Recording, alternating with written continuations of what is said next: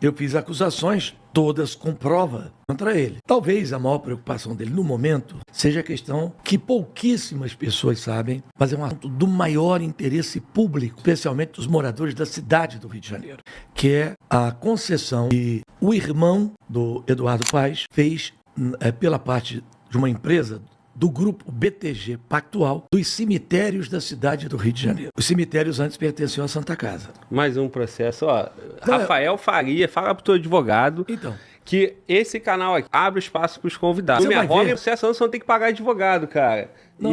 Pô, o senhor André Mas- Esteves aí, cara, deve ter mas- dinheiro para gastar com advogado. mas não esse tem. assunto aqui, só para você entender isso, cemitério do Rio de Janeiro, o São João Batista, o cemitério do Caju, todos os cemitérios da cidade do Rio pertenciam à Santa Casa de Misericórdia, que fazia um trabalho ruim, mas pelo menos as pessoas pobres, eram tratadas com decência, podiam fazer o sepultamento de um parente. Então, houve uma denúncia feita por um grupo de pessoas que estavam interessadas por trás dos panos. Então, o Eduardo Paes fez a concessão para duas empresas. Elas hoje administram os cemitérios do Rio e, hoje em dia, uma pessoa passa as maiores humilhações para sepultar um parente quando consegue ter dinheiro. Só que o processo licitatório foi feito da seguinte maneira: para estruturar uma licitação ou uma concessão, a prefeitura normalmente faz através dos seus órgãos. A prefeitura deu para uma empresa chamada Ascentory. A Ascentory é uma empresa do grupo BTG Pactual. A Ascentory, então, preparou tudo.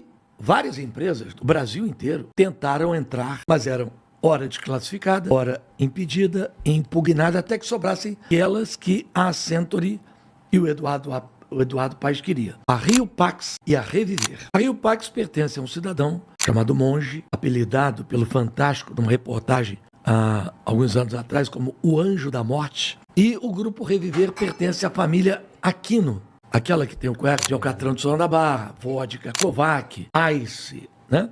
É dona da empresa União Norte, que tem contratos milionários com a Prefeitura do Rio, de coleta de lixo em várias prefeituras. E essas duas empresas hoje controlam todos os cemitérios do Rio.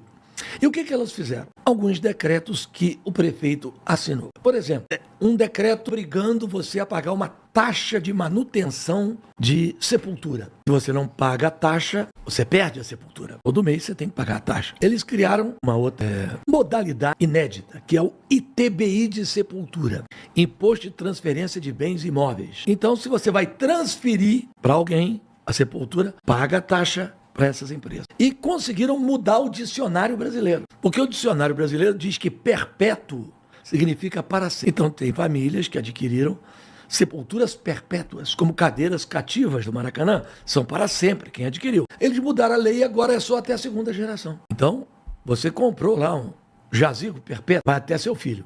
Do seu filho retorna para a empresa e a empresa pode vender para outra pessoa. E conseguiram algo assim que eu diria a você surreal, coisa que nem morto acredita. Eles conseguiram provar que mesmo morrendo essa quantidade de gente toda que morre todo dia no Rio, mesmo cobrando essas taxas todas que eles cobram, o serviço que eles estavam fazendo dava prejuízo. E pediram, através de um processo administrativo, que o que eles tinham que pagar à prefeitura de outorga da concessão, eles não precisavam pagar mais. E a prefeitura aceitou. Ou seja, o negócio oferecido por Eduardo Paes e gerenciado pelo irmão do Eduardo Paes, que é sócio do BTG Pactual, junto com o André Esteves, é um grande negócio. Você não paga a prefeitura, você fica com todas as taxas. E aí ele conseguiu algo ainda mais cruel. Antigamente, no tempo da Santa Casa, quem dava aquela declaração de que a pessoa era pobre e tinha que fazer o sepultamento social mais barato, era uma assistente social designada pela prefeitura. Agora não.